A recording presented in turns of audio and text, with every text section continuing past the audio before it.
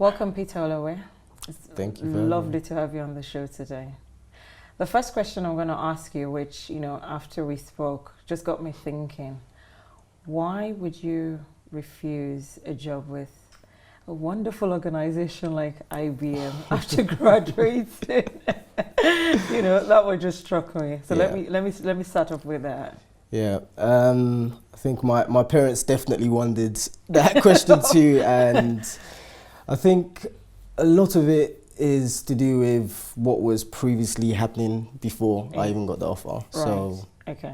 Obviously going through university, having studied really hard, your parents' dreams are get a good job with a big organization. Exactly. And I got that job, but there's just something in me that was telling me that wasn't the path for me to take. I wasn't really fazed by working for large organizations, being just another little fish in the big pond, I guess. So, and I think at that moment in my life, I was asking a lot of questions regarding where should I be in the future. Right. My walk, especially also with my Christian faith. At that point. Was just getting to, I would say, kick-starting. Right. Put it that way. Okay. And I think looking back now, a lot of it is probably just prompting inside me to say, look, this is not the path for you. Was it that quiet voice? It's a quiet voice. That quiet voice. Exactly. We've spoken about the quiet voice. Yeah. There's something in me, and I think it was too loud for me to ignore. So I had other opportunities that I was looking at, and I literally just stumbled over a recruitment company, which I interviewed with. Okay. And also at that moment in my life, I basically had to assume kind of a more leadership position within my family. Responsibility. Yeah. Okay. So I saw the other opportunities as a better way. So when you mentioned your family, so leadership opportunities. Yeah. Are you the first? Yeah. Yes, and the three younger sisters. Three younger sisters. Okay, so that explains it. Yeah. Okay. So 3 younger sisters, and also at that moment in my life, I think also my dad had to go to Nigeria for several reasons. Okay. So basically, I had to assume that position in my family. You had to grow up quickly. Exactly. Really? And I learned a lot at that moment in my life. Okay. I learned a lot, and I think the opportunity that I saw in recruitment just seemed to be a lot more also attractive to be able to help me. We'll come back to that in a few minutes. So let's just go a bit, back to growing up. So you went to a school in Acne, is that correct? And what was that like? What was peer pressure? Growing up. Share a bit of that with us. Yeah, so I grew up in Hackney, which is totally different now. So I grew up in the old Hackney, I like to call it. Because when you tell people you grew up in Hackney, they have a different picture now. Yeah. So I went to school in the middle of Hackney. Yeah. It was actually rated at one point as the worst school in the whole of Southeast London. Yes. Growing up, I always kind of was a church attender because of my parents. Yeah. Again, I didn't take my faith too seriously, but I had some certain seeds that were laid inside me in regards to biblical principles. Okay. And I think, honestly speaking, that always, again, that quiet voice always led me away from trouble. I was always hanging around with the people who were doing things they shouldn't be doing, but I always found a way to kind of keep my feet out of trouble, but still be friends with them. So I wouldn't lie and say I was there stealing, robbing or anything like that. But I did see a lot happening around me. Okay. So you talked about biblical principles. I know you mentioned also that Sunday school.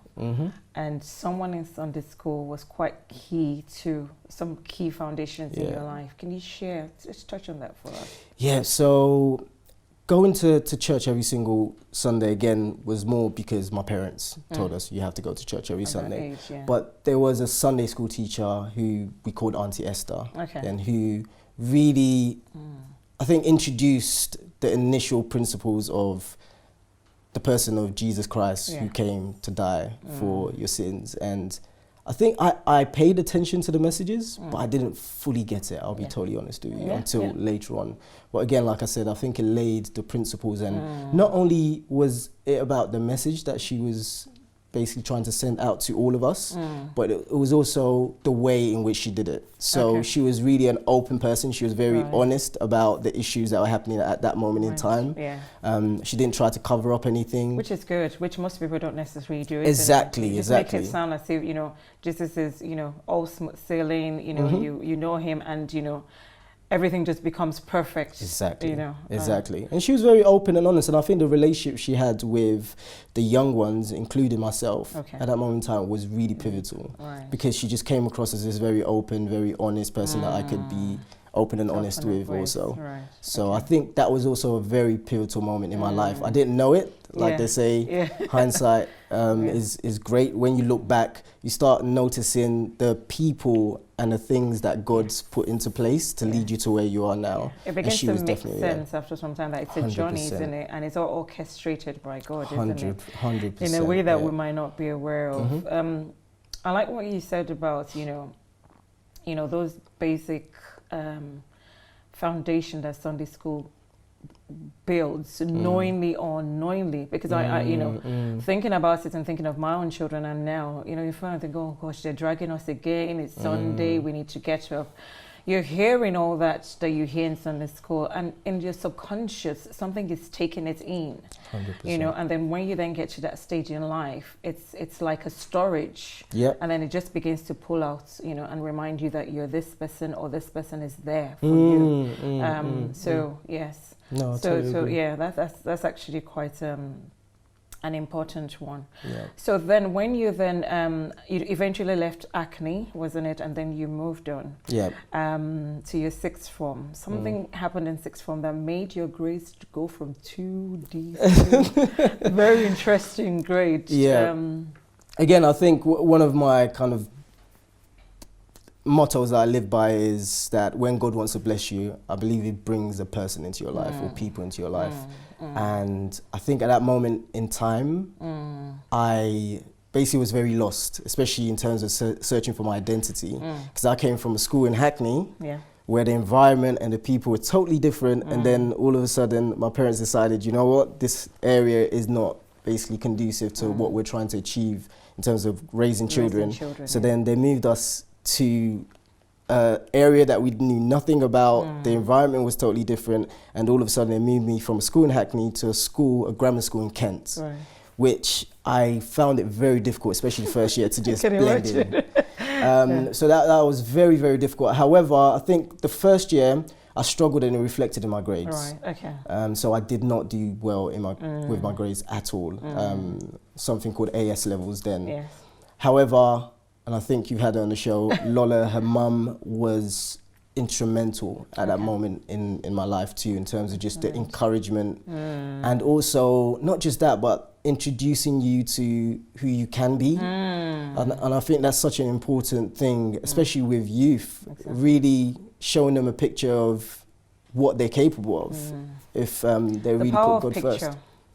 I think 100%. The power of picture is amazing. And I think that really helped to transform, along with other things, really helped to transform my motivations, and really helped to transform how seriously I took what I was doing. And it showed when I left with A levels. I left with 2 A's and a B, moving from what I had previously was a big change, definitely a big change. Again, it's very easy to pick how God orchestrates one's life, and then puts people, sort of like key areas or junctions in your life to say, okay, am I going that way or this way? Because with your 2D results, it could have meant going that way, 100%. Another way rather than the way you've got now. And I think the results also, to be honest with you, I think the results gave me a bit of a wake-up call myself that something needs to change. So I think sometimes we need the certain road that we're going on to be blocked by something, or a big sign to be shown up to us that something needs to change here. So take as that. Perfect. So moving on to, then you got into uni, one of the best unis in the country. Then you finished, and then if we go on to where you made that decision to take your recruitment job, which you then did. And then by the age of 23, 24, high-flying job, nice, slick car. You already had properties. And you had like a 6-figure salary. So everything must have been going really well for you then. What happened? Yeah. What changed? Again, God met me where I was. And I feel like God has this knack of, when you think life is going well, introducing you to a new stage and a new level that you've never been shown and what before. Were you doing there? The clubbing? Yeah, I mean, I think the success also did blind me a bit, and I was again struggling with my walk with Christ. Obviously the nice car, going out with friends every single week. I was just speaking to some of my friends about it the other week, that wow, you do realize how much money we probably wasted just going out clubbing like at least 2-3 times a week. And the girls that forming a distraction. And the person again that was there was my wife to be then, who we have been friends since primary school. She was just your friend then? She was just my friend. Right, People didn't believe that she was just my friend, but she was just my friend then. Right, and she was always encouraging me, because she was taking her walk with Christ very seriously. She was always encouraging me, why don't you come to church? I used to tell her, look, I'll come to church next week, don't worry. The next week will come, something else will happen. I wouldn't come to church. And then I started going to a new church in Aveley. And I think that again was a pivotal point in my life, because I was introduced to a message that was authentic, was real, and directly spoke to what I was facing at that moment in my life, which is to pursue God honestly. And one thing I still remember, a message I got there when I started reading the Bible seriously, is that we all run the race. Many runners are in the race, but only one gets the medal. So we should run to win the medal. And I think what that message really sent to me is that if I'm serious about a walk with Christ and a relationship with Christ, I have to also be intentional about what I'm doing to actually seek God and to win the race. Effort, isn't it? So it was a conscious effort on my side. So I think since that day, and it was a gradual thing. I'm not going to say I had one big dream and that was one day. It was a gradual thing. Reading the Bible, there were certain things that were speaking inside me that was not right about what I was doing, even though it seemed like I had the nice car, money, properties, and my friends. Didn't feel comfortable anymore. I didn't feel comfortable. Things, I really didn't feel comfortable. This was sleep. Within your employment, wasn't it? Yes. Which obviously was generating the income that you were using to live that kind of lifestyle. Exactly. Right? And not only that, I was able to obviously really just take care of also mum and sisters at home. So in the middle of all of that, I basically came to a conclusion that I had to leave. There was something within, especially also the company culture, that didn't speak to me. That, look, it's all great that you're earning this money, but the way I was doing it, the practices, did not align with what I understood God wanted me to do. So when you begin to walk with God and you get close to God, something begins to stir up in you, isn't it? 100%, 100%. And I think there's a difference between being, and previously I was going to church, I'll be honest, but joining this new church, the difference I noticed was, previously I was leaving on an emotional high, right? So sometimes you can feel motivated emotionally, but then when Monday comes, But then when I started really listening to the words and really reading God's message, I think there's something that He does to your core being, where I liken it to like an artist. You can have the same picture in front of two people. One person's looking at it and it's like, that's beautiful. The other person's looking at it, it's like, I don't see the beauty in that. It's just not beautiful. No matter how long that person stares at the picture, they're never going to see that picture as beautiful. No matter what they do inside them, they're never going to see it as beautiful unless something inside them changes. And that's how I was with my walk with Christ. Something inside me changed, where all of a sudden the going out, the girls was no longer attractive to me. So something had to change. And even, again, it spilled it over into my work. So I wanted to do something that was a lot more honest. The way we were doing business then wasn't honest, to be totally honest with you. So I decided to hand in my notice, which people thought it was crazy. I thought it was crazy. And then I think that's another thing about God, that sometimes what He tells you to do, it's not going to feel good. It's not. I think we have to be honest about that. But obviously He knew what He was doing. And some can be really painful. 100%. I had lots of questions. I had lots of questions that I had unanswered, but I think at that moment in time I had to be obedient. Also because I couldn't sleep. There was no peace. There was no peace. Okay. So I decided to make the change and handed in my notice. Okay. So you joined another organization, and then what then happened with this organization? Yeah. So even joining the new organization was again orchestrated by God and Him directing my steps, because my previous manager, who was working for the company I just left, he had left like a year before, 2 years before, just happened to give me a call 2 weeks or 3 weeks after I left the company, and he said to me, look, I've been basically hired to set up a new division within another company, and I need someone to be by my side to help set up a team and set up this new division. Do you want to join? And I was like, wow, okay, send me all the details. And he sent me all the details, and I told him, look, this is the reason why I'm leaving this organization. As long as I can do things in a way that I feel is right, and you're going to allow me to do that, then I'm all for it. And he said, let's do it. So I joined this organization.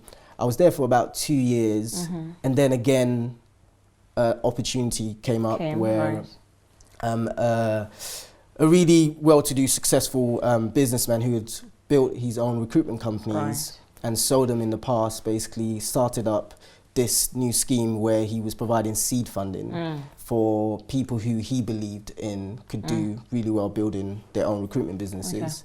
So I was connected with him, and after just a single conversation, I still remember in a basically coffee shop in Waterloo, he said to me, look, if you want, I've got pretty large funding for young entrepreneurs like yourself. Excellent. You can set up your own organization. You'd have your own office in the city, paid for, and you can start with 3 or 4 consultants employed onto you, which honestly, I didn't even know things like that existed. It was like apprentice without having to go through the whole process. Was that giving you everything on a platter of gold, isn't it? Literally, and also not only that, just with his experience too, to back me. I thought it was just an amazing opportunity. The back of my head, I was really scared that after praying about it again, that I might not get any peace, and God says it's not the way forward. But I felt really at peace with the idea. And again, it just reminds me again that you never know what God's got in store for you in the future. You never know. And if you hadn't obeyed and obeyed and left where you left, all those opportunities where you pretty much owned that recruitment company wouldn't have come up. What happened at that point to the first organization where you then left? By the time you then were in this position, what happened to them? That's another big part of the story. There's so many parts of the story. So literally about a year, or just under a year after I left that organization, they were actually put through liquidation. So they were made bankrupt. And I think a lot of it, and I spoke to some of my previous contractors and people I worked with, a lot of it was, again, down to their practices.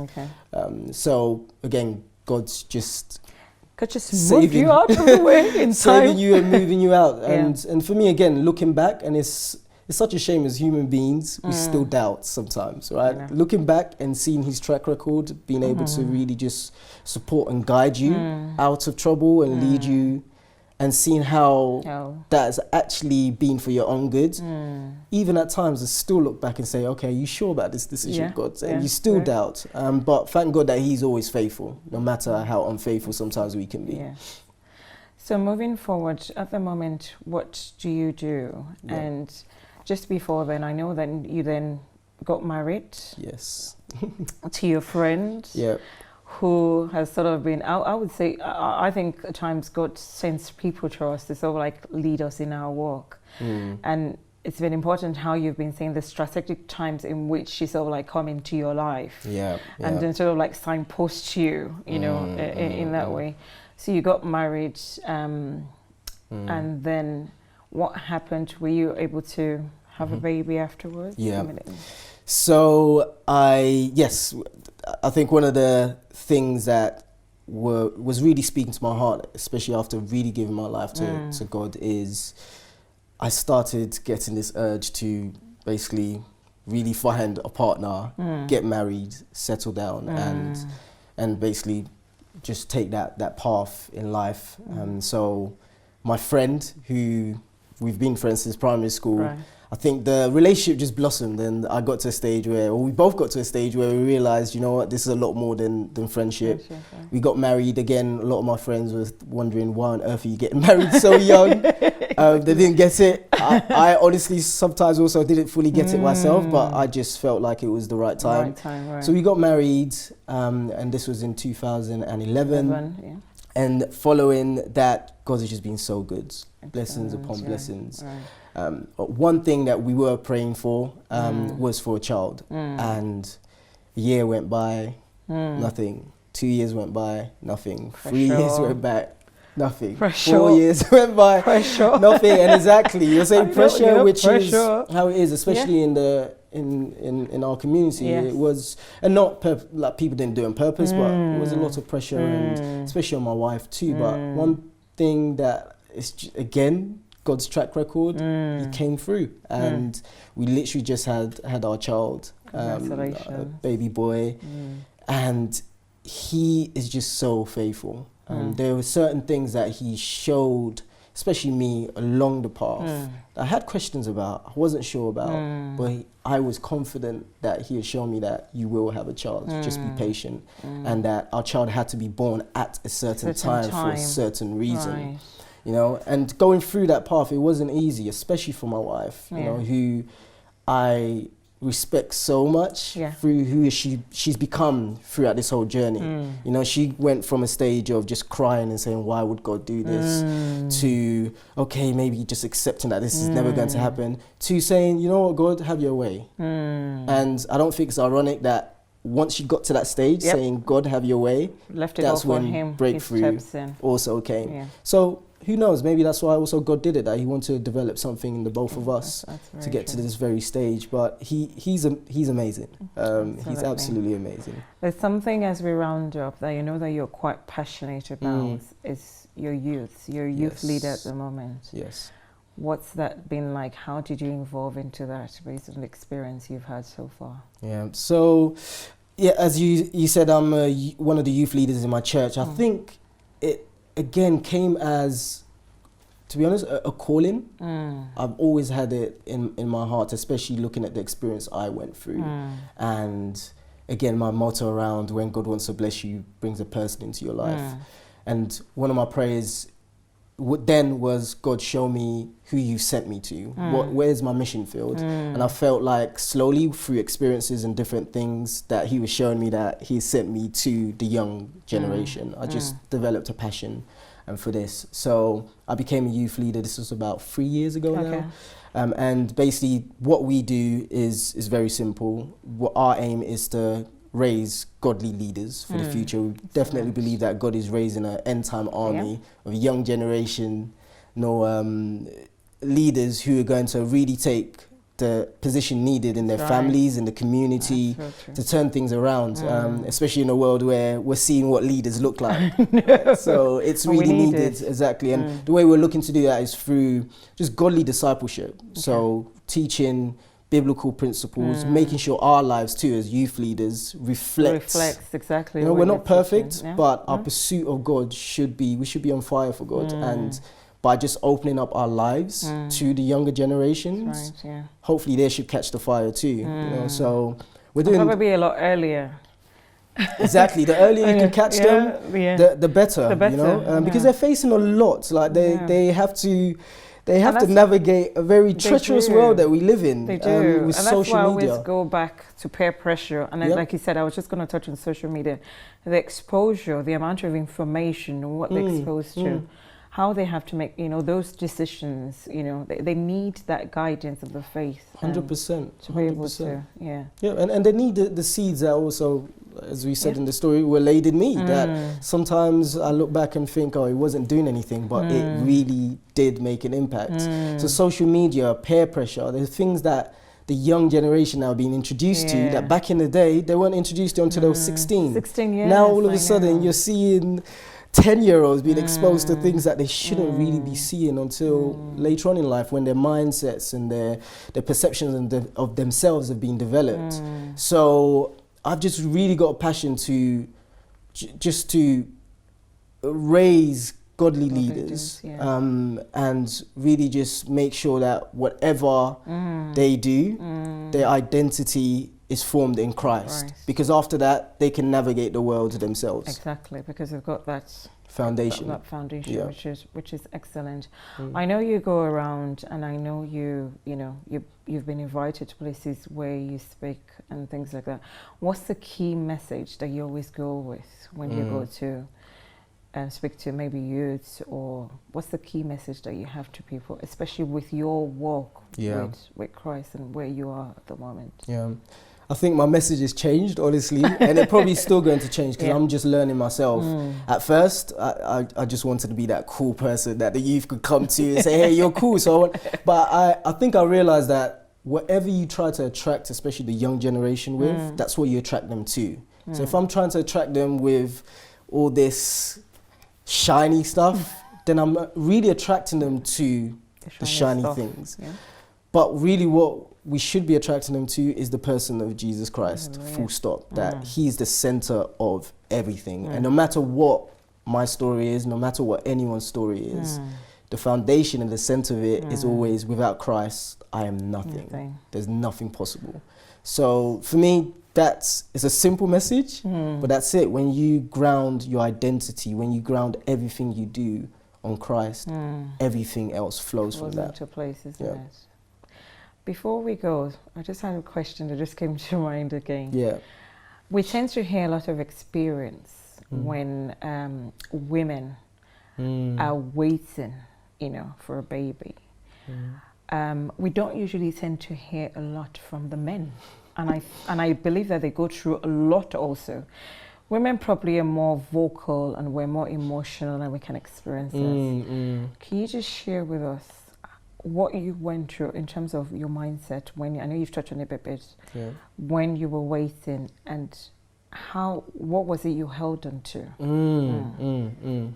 I'm glad you brought that up. Again, this is something I spoke to my wife about, because I feel like just through the whole process, it's always the female that get, and rightfully so, to be honest with you, because they go through, I personally think, a lot more. But one thing that I will say, especially for men going through it, is, again, what foundation, what's anchoring you down. Otherwise, if I didn't have Christ, I don't know what I would have done, seriously. And for me, the pillar that I held on to, the anchor that I held on to, was Christ, number one, but also the word that he has promised to me. Because I think it's so important to seek God's face yourself and hear what he's saying to you about that situation. Someone else is saying to you about him. Exactly. Because we heard so many different versions. Out of love, is not always out of spite or anything else. But I knew what God told me. Yes, I questioned it, and I think that's okay sometimes too. It's a relationship at the end of the day. It's like, God, what's going on? You said this, I don't see anything yet. I'm in doubt right now, help me. But if it was not for that word that I received, I still remember walking down a park early morning, just reflecting. And I don't normally get experiences like that, but I heard a clear word about my children. That's what I heard about. If it was not for that day and the word that I got from the Lord, and me grounded everything that I had in me on that word, I really don't know where I would be. I wrote it down, and that book is still on my desk. Whenever I'm feeling in doubt, I open it, I read it, I remind myself that God is still God. He's still on the throne. If I believe that, then let me act like I believe it. So that's the word of advice. It's all about the word, the physical word that we get given, and the word as Jesus being the word. 100%. All about 100%, him. 100%. Thank you so much for your time, Pitolo. It's been excellent talking to you.